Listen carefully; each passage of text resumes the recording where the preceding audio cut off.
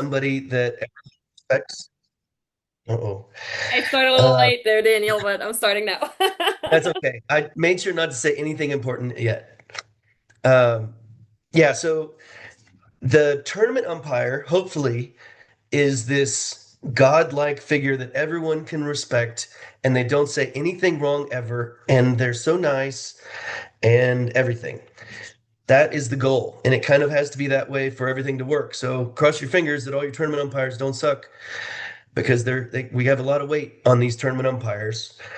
We do have some adjustments we can make with them, but what happens is the tournament umpire is supposed to know the rules backwards and forwards. I, before the tournament, will try and give any current events to that tournament umpire to bring to the meeting before the tournament. We're going to change a rule or two. Hopefully, we've talked about the rules ahead of time with the APA and everything. But in that first tournament on Friday night, Raul, or whoever it is that's my tournament umpire, will have a list of things. Hey, make sure we got this, this, and this that are new. Make sure everybody's on the same page there. So that gives them kind of a heads up before play starts. And then ideally, this rules guru and teacher guy that everyone respects is on the sideline and he's watching everything and he's specifically looking, he or she is specifically looking for these difficult things. There's a rule change, or sometimes it will be, hey, the rules were confusing at this tournament in Colorado. It was misunderstood whether we are supposed to do this or this. I'll get that information and then I'll feed it to Raul for that next tournament. And he'll say, hey, just so you know, we do this way. And this is how we're going to be doing it this weekend. Kind of gets everybody on the same page. So if we have a new rule that needs to be implemented, like, hey, we're going to give a free goal and the ball, then that tournament umpire should have that information to be presented as a lesson before the tournament. And then during the tournament, they are watching the games and being able to kind of correct any of the little issues, answer questions, all that. Um, the tournament umpire person is okay. Part of the umpire program has to do with education. And that was one of my difficult things early on. I tried to do videos and clinics and things, but you only get a few people in clinics. We have a lot of people here watching right now, but we don't have anywhere near. If we all talked about new rules and we go to a tournament, there's a lot of people that didn't hear it. Also, people don't learn the rules and how to play polocrosse by reading a book or going to a clinic. They learn the rules by being umpired or by having to umpire. Most people know the rules because that's how they've played and at practices they say do it this way. And so I think the best way to teach people is during tournaments and making those little adjustments. So the tournament umpire not only is this guru that knows all the rules and is well respected and very handsome and all the things, but their main goal is to be a teacher and to make sure that anywhere something's happening outside of the APA's standards, that they can interject and kind of bend everyone back to the same path and not let everybody either be confused or go down different thought processes. And then, excuse me, at the end of the weekend, Raul has taught everyone this is what's going on. And then in his report or a phone call or whatever, he will say, hey, that all worked great. We didn't have any problems with that. Although we did have one of the problems, even though I told him they're still not quite up to par on this new rule that we're doing. And I'll carry that on to the following tournament. And we'll keep doing it and pounding it in the heads of the players until it doesn't need to happen anymore. So, Sarah, I think putting new rules in place actually could be kind of easy. And we already have the means to get to that point. Okay, that is the end of the new rules stuff. If you have questions about new rules, or if you're watching this afterwards and you want to comment privately or whenever, however, please let me know, because in the next month or so, we'll be writing these rules or different rules into our own book. And I really like when people tell me something stupid before I put it in writing. And I need help all the time to make sure that I do fewer stupid things. Okay, so we can move on if people are ready.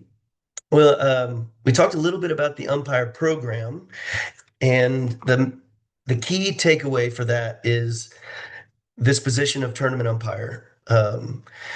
The issues before we get off of this, I'm kind of bouncing around a little. The issues that I've had with some of the tournament umpires in the past.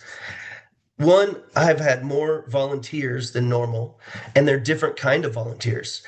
I used to get high level polo players, like A level players, that weren't really into it, that I could beg, and they would show up at a tournament and fill the slot. They would generally be pretty good about the rules, but maybe not care as much.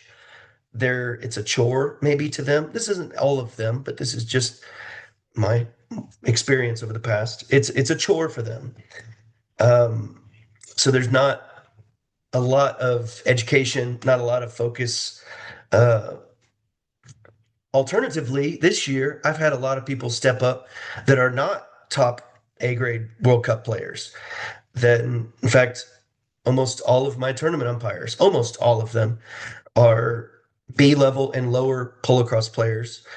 Um, that has been great because these people are actually into it. They're excited about it. They're kind of nerdy about it. So they want to really get into the rules.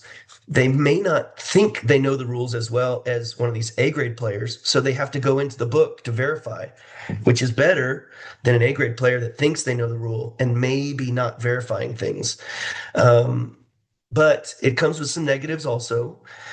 One of the negatives is it's hard for a person that's a C or D or B level player to get the respect of World Cup players.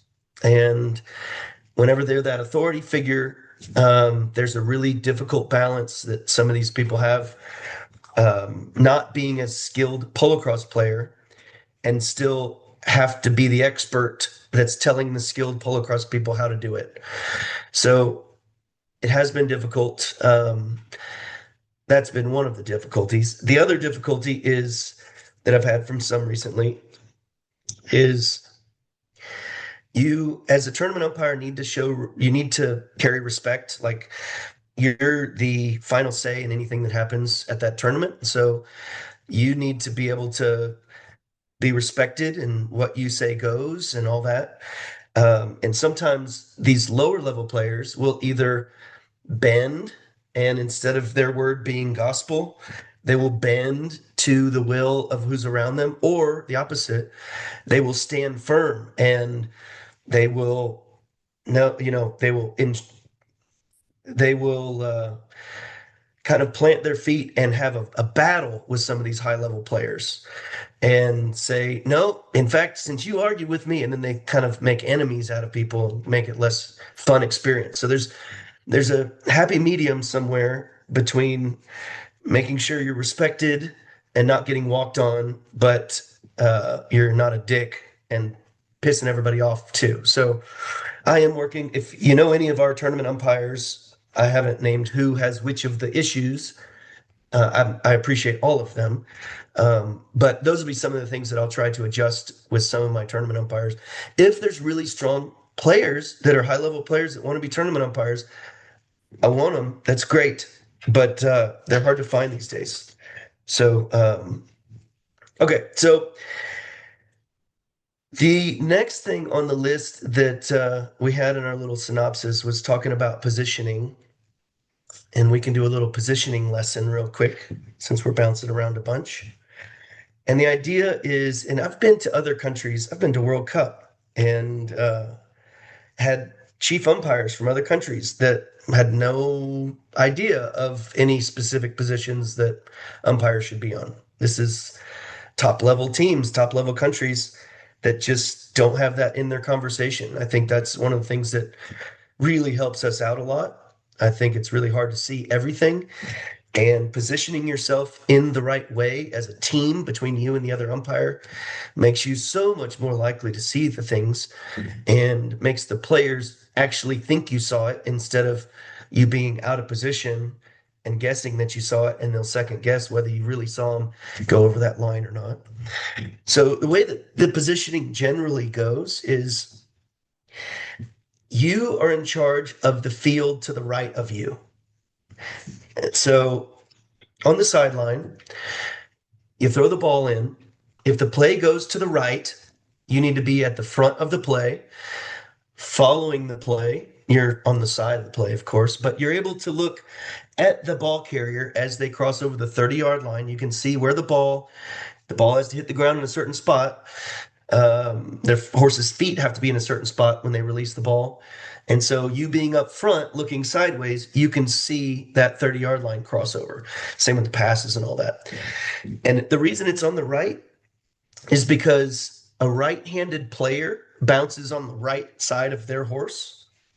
And so if we had to pick which side, the right or left, is the right one, most people are right-handed players. And so if I'm in the front of the play and I'm following on the right side, I can see the ball all the way to the ground and back on the bounces.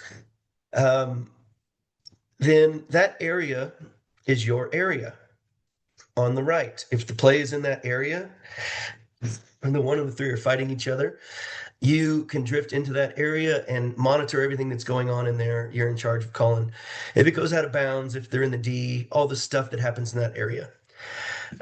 Alternatively, if the play, as you throw the ball in, goes the opposite direction and it goes to the left, that's not your area. Doesn't mean you're off the hook. My wife and son are laughing. Uh, it doesn't mean you're off the hook. Now you're in charge of following the play and you're looking at horses' tails. So you drift towards the middle of the field. The ball and going over the 30-yard line is already being taken care of by your teammate, the other umpire. You are going to have a secondary perspective on things. You can't see that sideways angle that they can see, but you can see the horse's tails. I can see from behind a player that crosses the center line or a player that maybe crosses in a crossing. Maybe have a better perspective on seeing some of that stuff than somebody that's seeing it from the side and vice versa. So having someone trailing the play and someone in front of the play to the side gives you the most visibility, most options of seeing stuff. When the play goes into that left area, I like to drift kind of close to that 30-yard line to get closer to the other umpire's area, to kind of give them backup. But I back off enough to where I can still see the midfield players if anything's going on in there. That's my duty. Now, if you're awarding a 10-yard throw, you're going to award a 10-yard throw so that you're positioned right after the play starts. So if we're in midfield and something happens, there's a 10-yard throw given. Oh, I just hit Dory in the head, remember, and we're getting a free goal. I know, I didn't mean to. It was an accident. Uh, we're giving a free goal to Dory's team, but we're also giving Dory the ball. So she gets the ball in midfield. Well, whichever direction she's going, that's the way the play is going to go. So the umpire that is not going that way should mark the spot. So if Dory is going to the right, then you should give that 10-yard throw to your other umpire, and you should get out in front so that when the 10-yard throw is taken, the other umpire is already trailing the play and you're already leading the play. As soon as something happens, ball changes hands. Now everybody's facing the opposite way, and you're already in the back of the play, and your other guy's already in the front of the play. And you don't have to catch up to all these fast players. So hopefully that makes sense to everybody. Visual aids would be helpful. Maybe everybody's already heard it a bunch of times. Another last little thing with positioning, that 10-yard throw that you're giving someone, you don't want to be in their way. So when someone does a 10-yard throw, like this, they are right-handed, and when they do their 10-yard throw, they're either going to do a 10-yard throw to the right, to the straight, or to the left and do a little hook around left loop thing. Where you position yourself could be in their way. So you can imagine someone coming up to the spot to which you're marking and they want to do one off to the side because people in front of them are blocking the way. If you were marking it as an umpire on their racket side, they would have to go through you and you'd be kind of in the way. So ideally, you're going to mark the spot from their off racket side. A right-handed player should come up to a mark that's being marked by an umpire that's on their left. If they have to do a left-hand turn, that little lob pass left-hand turn 10-yard throw isn't it's going to be really hard for that umpire to be in the way there. So you're going to mark the point. You're going to mark the point on the off racket side of the thrower. We got all that? Yes. And then lineups. For lineups, we're having players stand still. Um, the main thing with the lineups and positioning is there are two people that are important in the lineups for umpires, and it's both umpires. The thrower doesn't see the back of the lineup. Back of lineups where well, cheating happens everywhere, but there's a lot of cheating that happens in the back, moving too early, threes pushing over, stuff happening that's illegal. And the umpire that's throwing the ball is already stressed out about throwing the ball. They're going to see all this activity with the ones and the twos, and they're going to miss the stuff in the back. So if you're throwing the ball in, wait until your other umpire is in position behind the lineup. The other umpire should already know it's their responsibility to watch, especially the back of the lineup for things that happen moving too early, those kind of things. And again, we're going to ask for players to be standing still instead of walking in. Hey, can I open it up real quick? The whole walking in thing, I'm kind of on the fence about, and I don't know how I feel about it. Um, I like the idea of walking in being not allowed just because everything's the same. But I also think it's a really good tool that could be useful in the moment.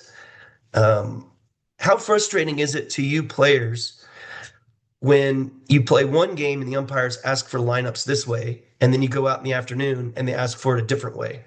That's what we're trying to fix. And as you get set up to maneuver in the lineup strategically, you may end up planning for one thing and you get to the tournament and it's not how you've been practicing and your edge is just given away.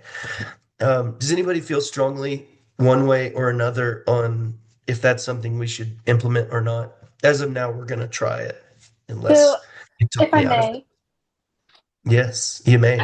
as a player, and as an umpire, I find that being able to have horses walk in is extremely helpful in a couple of different situations. As a player, I find that it keeps my horse moving, so it's not that we're jumping out from a standstill. So for me personally, that's just a little easier keeping my horse moving. And as an umpire, I've encountered a lot of horses that, for whatever reason, do not want to get in the lineup or do not want to stand in the lineup. And so I often will utilize, hey, everybody, walk in as a single unit. And usually it helps those horses that are struggling in the lineups. So for me, I prefer the walk in, but that's my personal experience and preference. Yeah, I totally agree when it comes to the usefulness of that. I use it too. And lower level games, this will be controversial. I like to be able to adjust for the best thing that's for the sport in the moment. I like rules. I like things to be all the same and everything, but I also like the freedom to say these people are out here just to have fun, and we maybe can make a slight adjustment to make it more fun or fair for everyone. And I like the ability of people to be able to do that. Um, I think there's two different scenarios which you could implement it or you could utilize it. Like you're talking about lower level games, greener horses.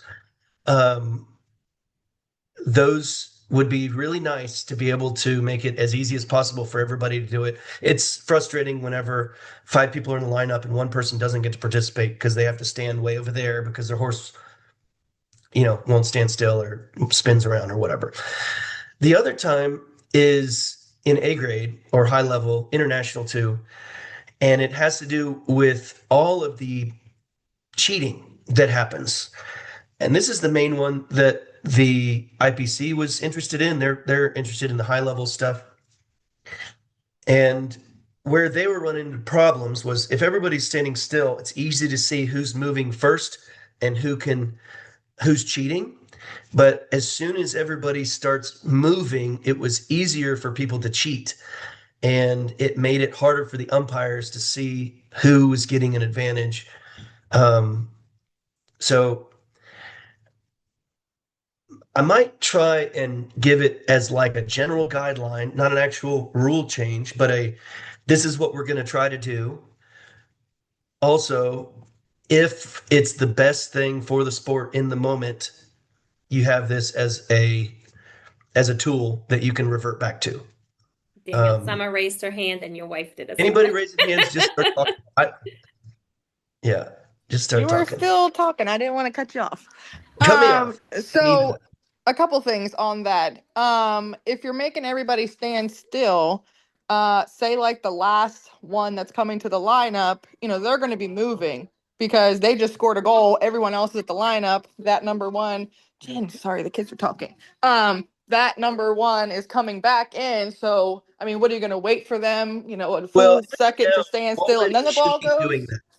We already should be doing that. So Al scores a goal, runs around the third field, comes back. We're all waiting for him. He's coming back at least at a trot, so we're letting him come back.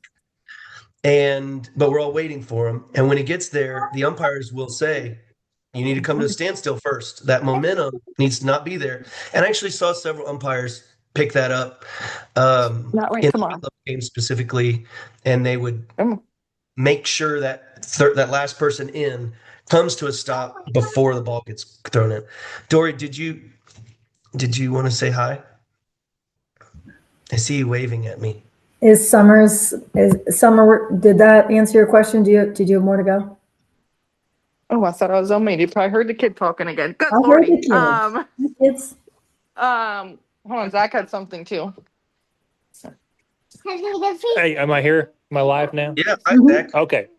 And as far as whose discrepancy is standing still, because I can guarantee that quarter horse of ours, she will not stand still. Her it'd be like a Pasofino in the lineup. So, How, so how the can you describe IPC standing people, still?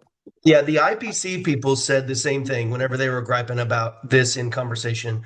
They said, "Well, our horses aren't going to do that, because that's not how we do it." So when we host a test match, our horses aren't going to do that.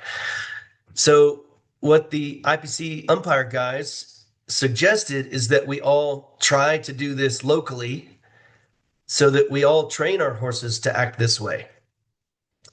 Um, so horses that end up not standing still and have gotten away with it will either start, being adjusted, or they won't be as good a polocross horse. That's a big deal, if that's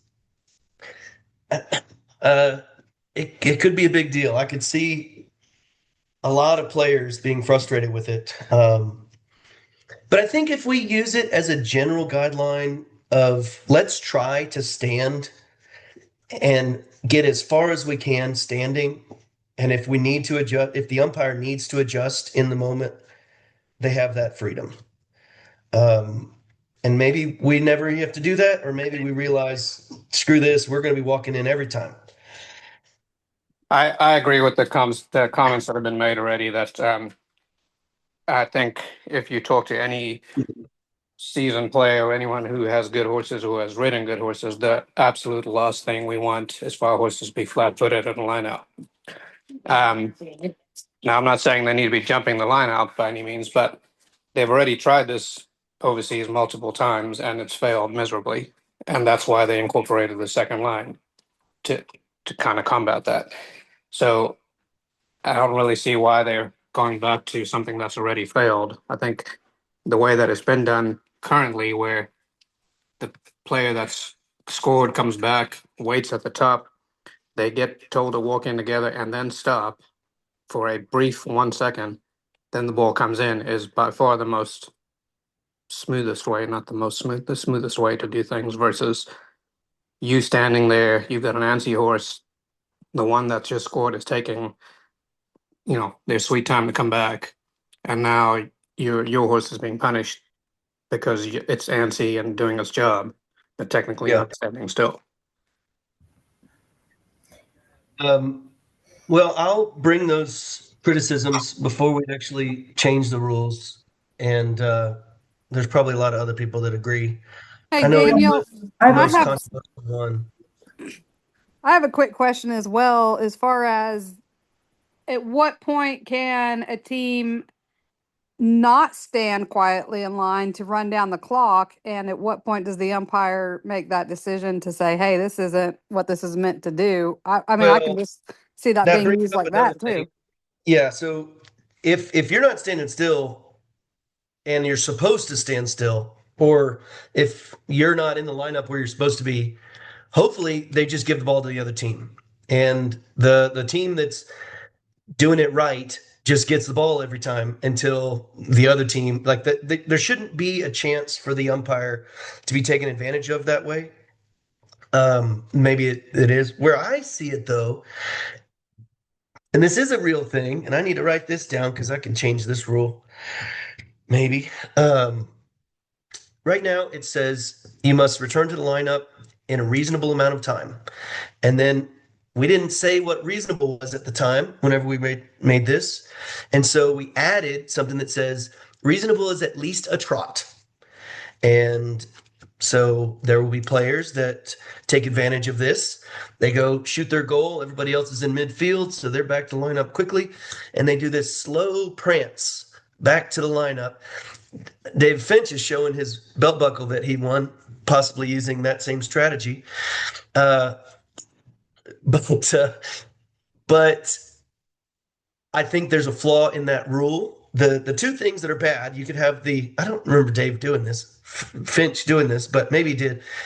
If you're milking the clock, prancing your parade prance back to the lineup and everybody's waiting on you, I think that's not cool. I also don't think it's cool. You can come back at a canter, but if you run out the back line and you go another 500 yards before you start your turn to come back to the field, even if you're cantering the whole way back, man, everybody's getting off their horses just to rest because you're taking so long, kind of thing. So I think reviewing the conversation of what a reasonable amount of time back to the lineup is good. I could potentially just say take out the at least at a trot, and maybe that fixes everything. And it's just up to the umpire to think, no, you didn't come back in a reasonable amount of time. Although I do kind of like there being an actual wording of this is where the line is, where it's good and it's bad if it's past there. Raul clapped his hands. Or Dory, Yeah, you I can. clap because you hit exactly what I was going to say as far as running 45 yards out the back line and you're still cantering back. But when I was chief umpire, I had suggested putting in at a working trot because that at least puts some. I mean, because everyone's definition of a trot is different, like you say. But if you say a working trot, it's at least some emphasis on there.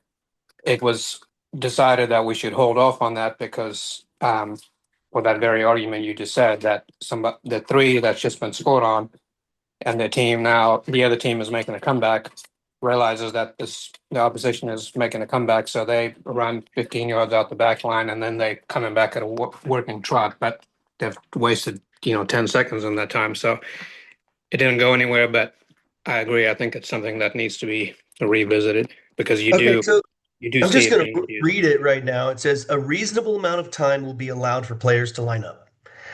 Players are expected to return at least at a trot. I'm not sure those are mutually exclusive. I thought they were until I just read it. In my head, it said a reasonable, like it defined what reasonable was. But that's not the case now that I'm looking at it. It says players are expected to return at least at a trot. You could still be coming at least at a trot and still not be reasonable. I'm gonna pick this one as one to fix for this next year. And it may be just taking away the trot part and leaving it for the umpires to say what reasonable is. Try to look for chances that the clock is being taken advantage of. And Finch, you're just going to have to get your next buckle some other way. Um, okay, so are we good on that? Dory, did you still want to say something? Yes, we are responsible for David raising his buckle. He did not delay time on the way back to lineups.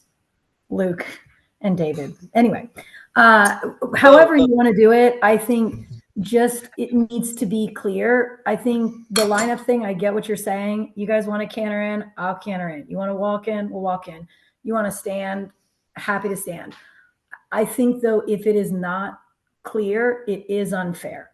So for getting A grade, I can use Luke as an example. Like if it was a year or two ago, but he was on a horse that stood really well in the lineup. Umpire wanted to walk in, the horse next to him walked faster than his. So it's not fair. Also, a lot of A grade horses don't walk, they canter. So I know that there are issues with it, but I think it is worth us giving it a try for what it is worth. And the coming back to lineup, if I think the concern is if somebody was trying to delay the game. So the one that just scored, they're up by one, they're trying to delay. So if there's a way to say, put in there something about without obvious delay, or if they are up, they cannot delay or the ball will be given to the other team, something like that, because the team that is down is not going to be walking back to the lineup. So that might help that issue.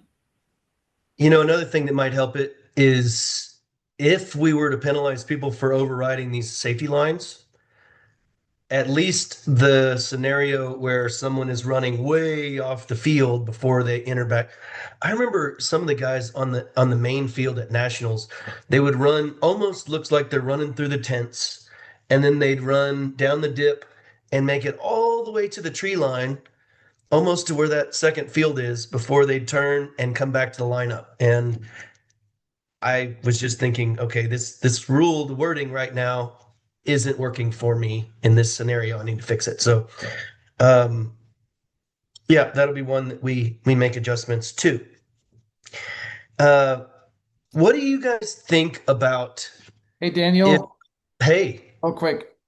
So could you change it to at the speed of the game? Because that way in a D grade, it is so fast. I mean, if you have an A grade game that is 90% extremely fast, and then all of a sudden people are taking their sweet ass time, that's not at the speed of the game, right? Something. no. Okay, so the speed of the game, you're saying the D grade won't be going as fast, and so they won't be coming back to the lineup as fast? No, so what I'm saying is that in A grade, right, you play Yeah, at a certain speed, and usually the game is at that speed until it too comes to fast. a decisive moment, right, where all of a sudden Yes. everybody's riding really slow, right? So you could say, you got to come back at the speed of the game, right? And so in D grade, you could do the same thing where the speed is much slower because it takes people a lot longer to come back, right? Therefore, you don't have that it has to be at a trot or it has to be at a canter or whatever it is. You could just say if it's at the speed of the game, and then the umpire. I mean, it's still up to the umpire to say what is the Yeah, speed of the game, I but think at least that you uh, can judge. uh, like you might be on a horse that you're not familiar with. There might be lots of horses out there that you're not familiar with, or you might be a lower level rider, an E grade, that the umpire is going to say, "Man, that person's just trying to stay alive. They are not trying to take advantage of the clock. This is not a strategic thing for them." And I, in that situation, might say, "This person is coming back in a reasonable pace, whatever the pace might be." And then in another situation, you might see that, oh, someone is up by a little bit, and now I've changed. I've seen a change in how they're coming back to the lineups. I think they're taking advantage of me. I'm not going to let that happen. So I think I'm going to end up pulling the trot out, leaving it. You must come back at a reasonable time. Um, and if there's better wording than the trot, the speed of the game thing doesn't make sense to me when it comes to actually telling somebody this is the line at which you can't cross. Different wording might be better, but yeah, I think that's where I might be going with that. Uh, there was something else. Somebody else just say something else, I thought. No. Oh, so this safety line thing, that's what I was going to bring up. having the safety line is something we're going to ask for all the tournaments to have. I think it's a good thing for us to have as standard safety procedure. Um, gives a boundary outside the field, gives a little buffer.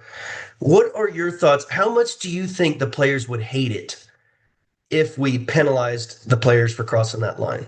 Would this be a, screw this, we're starting a new organization. They can't tell me what to do situation, or you think this could be shoved down people's throats very easily? Who amongst this group I thinks think that's it's going to fine. suck? I don't think it's gonna be shoved down anybody's throat.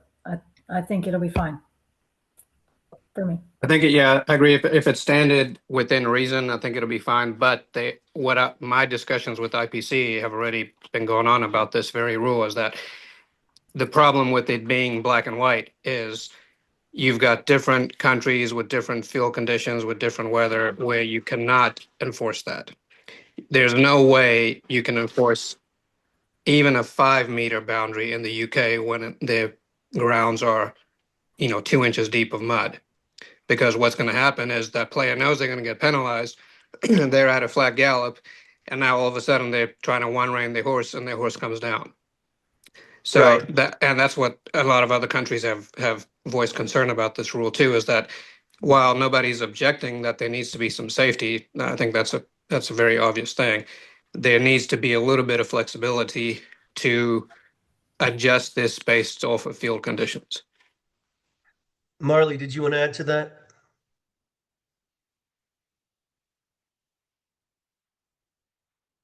Marley's just saying I hi think with I her got hand.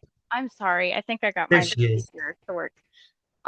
So in the case that another player causes you to cross that safety line, because I'm sure I could see that happening at some point, would we have to implement new penalties according to that? No. Luckily, it's illegal to cause someone else to go over that line.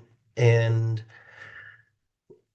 at least in my head, the rules that I'm thinking are one, you're not allowed to play outside the boundaries of the line. You're not allowed to play outside the field, but you must allow a player back on the field within 10 yards. You can't hold somebody out of bounds. And so if you're holding someone all the way up to that safety line, you've already held them 5 yards outside of where you're not allowed to hold them anymore. So I think anybody that's being held and pushed down the sideline. So the number 3 is caught behind. They're trying to run down the field and do something about this play that's about to happen. And they're running down the sideline. Somebody else picks them up and they're just trying to race down the field. Well, as soon as they get off the sidelines, that player that's pushing them to the side can't push them anymore. So if they've forced them not only off the sidelines, but off another 5 yards away, hopefully they've already gotten in trouble for it when it was the sideline, not the safety. The way that the safety line thing, I thought, could be implemented is by saying, and we can keep the rules the same. And I said this at nationals, I never ended up doing it. It's a shame. But it says you have to be in control of your horse at all times. We're asking for you to play within this field boundary. If you're playing outside, if you're running 50 yards past this field boundary, we're going to assume that you're out of control. And we would penalize you for not being in control of your horse. That's kind of the way to cheat and use current rules to get the same task done. In that scenario, you don't penalize someone for just stepping on the safety line. You're penalizing somebody that's running past the safety line in a way that you think they're out of control. Because of how vague it is and how you almost have to be trained to be looking for that specific little caveat of the one rule to fix this other rule, it never actually got used at nationals. So I'm not sure if it'll actually work, but that's one way to potentially do it. I read some of these. The other thing about the safety line that was one of the critiques was from Todd Camp, Todd Kemp likes to let me know anytime that there's legal issue potential. So his critiques are always interesting to me. And one of them that has to do with the safety line is a safety line for players or for spectators? And I was kind of telling him it's for both. It's to say players need to be that far away. I mean, spectators need to be that far away, and the players aren't supposed to go past there. If we have that as a rule and somebody gets hurt and we weren't enforcing the rule, then we're liable. Um, was his critique. You know, if we're going to have this safety line and all that, and we're not enforcing it really strictly, then we might be saying that we know of a hazard and we've put ways to keep people from getting hurt. And then when someone gets hurt, we're like, well, we didn't do our job. We knew of a hazard and we knew a way to stop it and we didn't. So Todd's stuff is interesting to hear and it's always welcome. Um, but I'm not sure if that'll change how we do it if we end up doing it.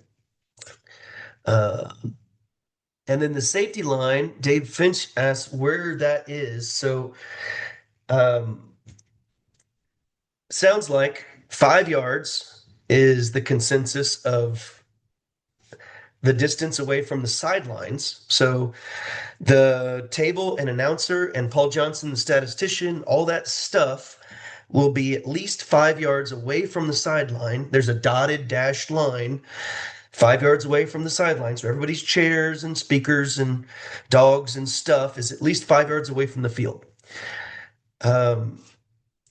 On the back lines, so past the goalposts, there's more than 5 yards. I like 15 yards, so it's not that much farther than that D in the back. Todd also didn't like this extra run out area because that area was being used. We had tents, we had a roadway on some of these areas that encroached on this 15-yard extra behind the goal. We would have food trucks and things kind of back there. So people just walking back and forth to their campsites and everything would be walking through this safety zone. And his critique was, hey, if we're not enforcing this and somebody gets hurt, then we're liable instead of not having it there at all. So I think the solution is put it down there 5 yards off the side, 15 yards off the back line. And it's a dashed line. And we tell everybody at all the tournaments, please walk around those areas with your babies and strollers and dogs and warming up horses and all the stuff. Part of the safety line area too, which we've done for a long time, is that second part of the D, the part off the field behind the goalposts. We would only want goaltenders within that D, and we only want two people in there. Now, if we have the safety line, nobody else is allowed in that area anyway. So I guess that's not really relevant anymore, that back D. But yeah, that's where that safety line is. 5 off the side. 5 off. Gosh, I'm so sorry. I've gotten through this way better than I thought. 5 off the sidelines, 15 off the back line. Last minute, any questions? Says we're gonna up say, till Daniel, it's 9 o'clock. If you want to get a drink real quick and maybe blow your nose for a second, and then maybe open it up for some questions if anybody no, has let's any do questions. Or right now. We're ready. Knock Yeah, it out. let's do it. Anybody have any questions with anybody with anything we talked about or anything that we didn't talk about? Just speak up.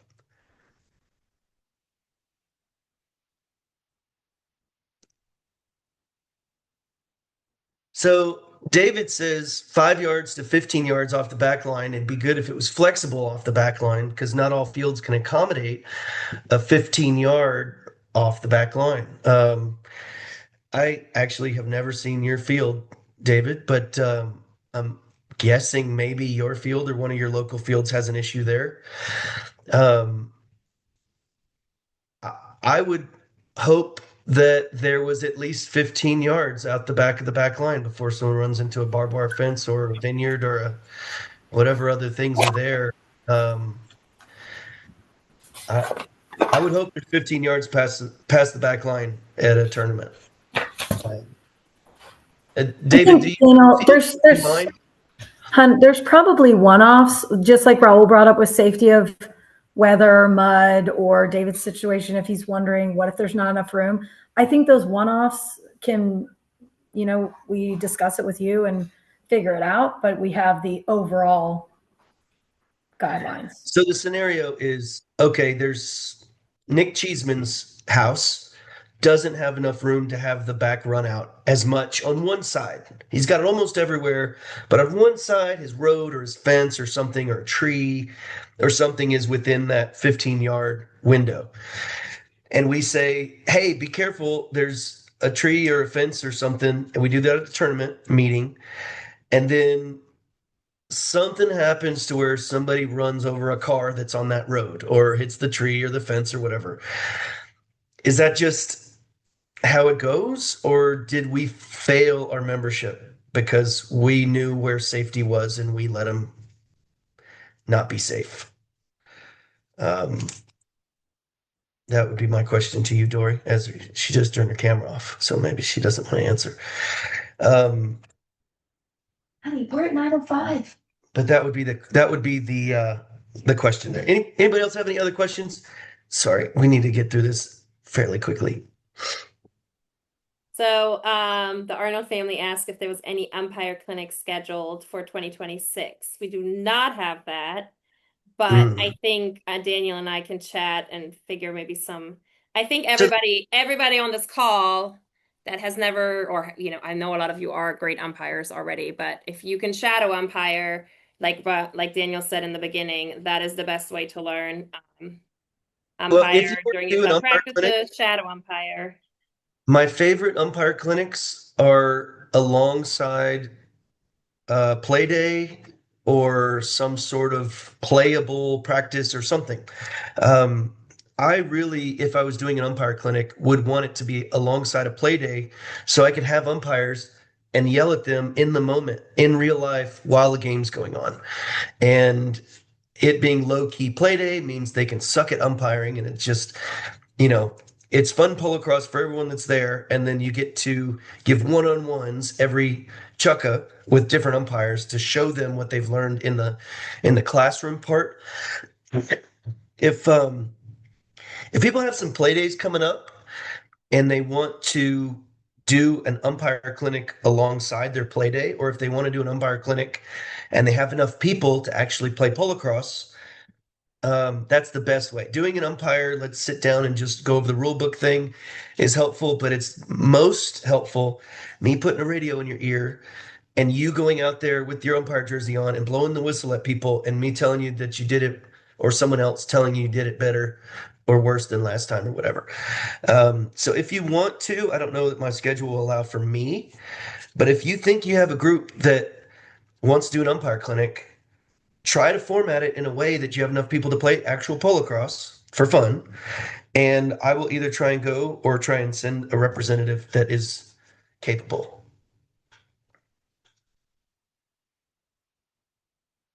And with that,